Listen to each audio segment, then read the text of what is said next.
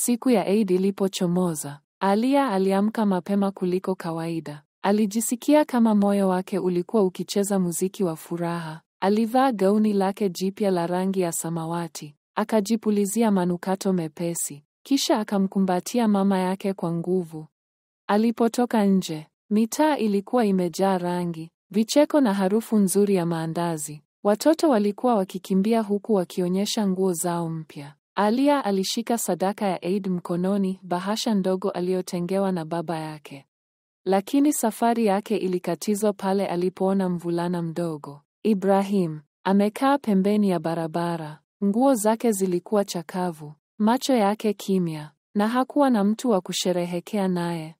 Alia alisimama, moyo wake ukachomwa na huruma. Bila kufikiria mara mbili, alimkaribia Ibrahim na kumwambia kwa tabasamu, "Leo ni Eid, tuwe pamoja."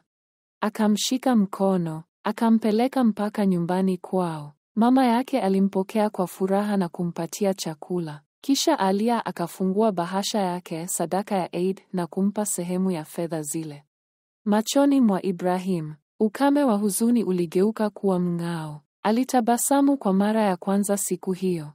Hivyo, siku ya Eid ya Alia haikuwa tu kuhusu nguo mpya, chakula au zawadi. Ilikuwa kuhusu kugusa moyo, kushiriki upendo, na kuifanya siku ya mtu mwingine kuwa ya pekee. Mwisho, kamera inafunga kwa Alia na Ibrahim wakicheka pamoja, wakiangalia anga lililong'aa, ishara kwamba Eid ya kweli iko katika kutoa.